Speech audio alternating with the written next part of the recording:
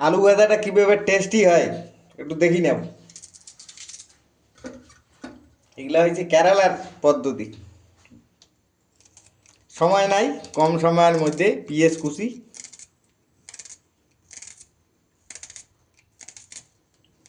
আলু কুচি করা আছে, তারপরে তোমার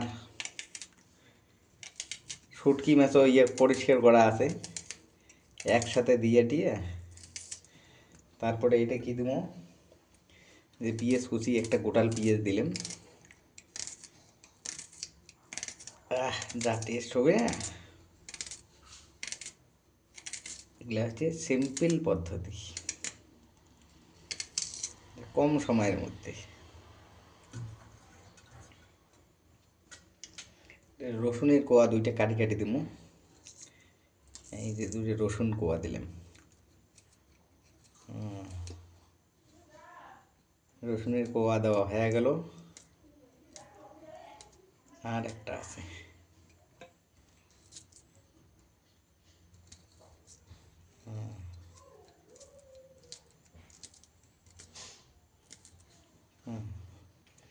রসুনের কোয়া দেওয়া হয়ে গেল।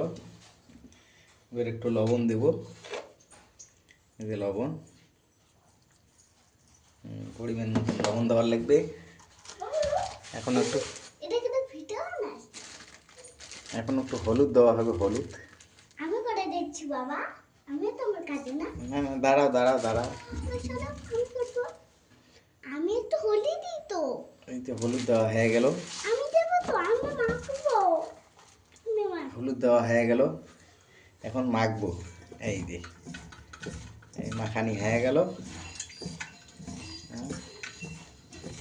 একটু ভালো করে মাখিয়ে নেওয়ার লাগবে। মাখিটাকে আমি যাবো। হ্যাঁ, এই যে মাখলাম। হ্যাঁ,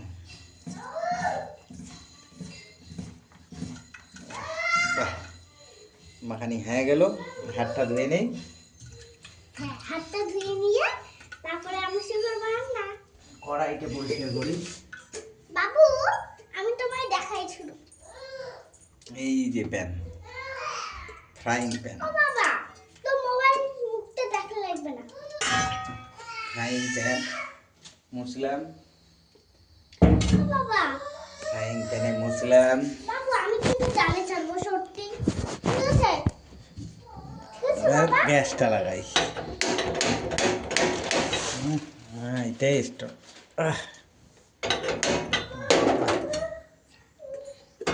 শুরু হয়ে গেছে। এই যে দেখো, বাবা রেসিপিটা বানাও। হ্যাঁ, হইলে মুখ দেখাই। এর মধ্যে দেবো, এখন তেল দেবো। তেল দেবো একটু, কি এটা,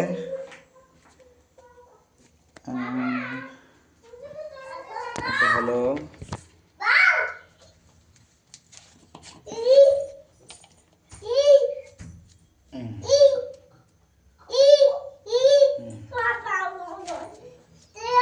গোলমরিচের গুঁড়া দিলাম। এখন একটু লঙ্কা গুঁড়া দেবো। বাহ, এই একটু লঙ্কা গুঁড়ো দিলাম।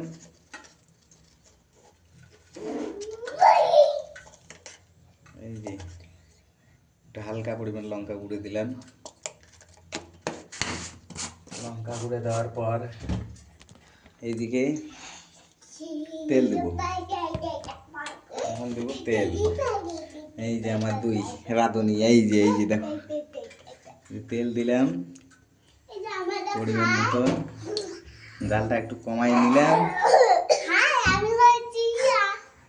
আমার বাবার সাথে কাজ করছি। আচ্ছা, ঠিক আছে ঠিক আছে। এই যে এখন আর একটু খাইটে নেই। আমি এখন যাচ্ছি খেলতে। বুনুদা আমার পিছনে। বাহ,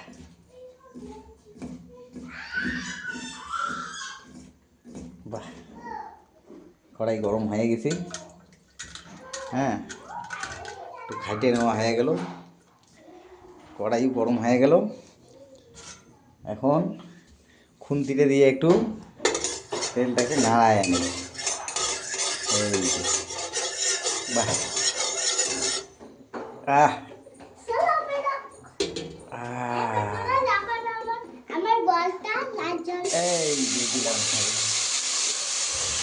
পরিষ্কার করে নিই।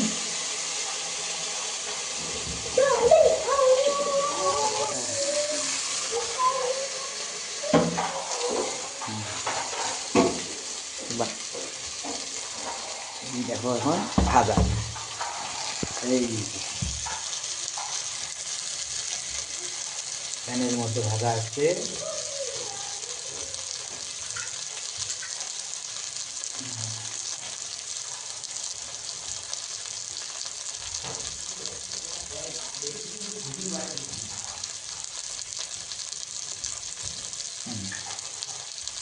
হাতটা ভালোভাবে ধুয়ে নিই।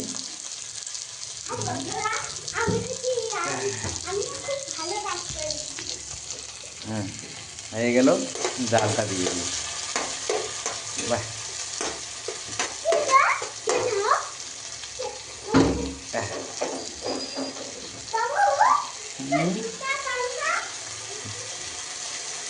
তেল দিয়ে দিলাম হালকা করে, আর লাগবে না।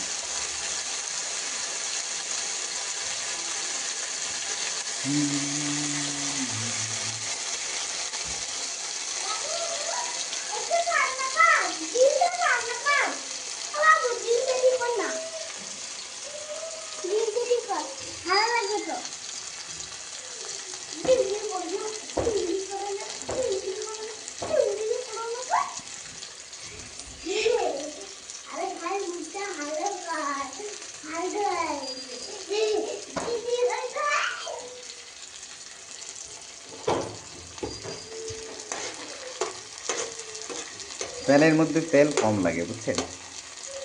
ফ্রাইং প্যানের মধ্যে তেল কম লাগে, তেলটা জবজবা হয়ে আছে। বাহ,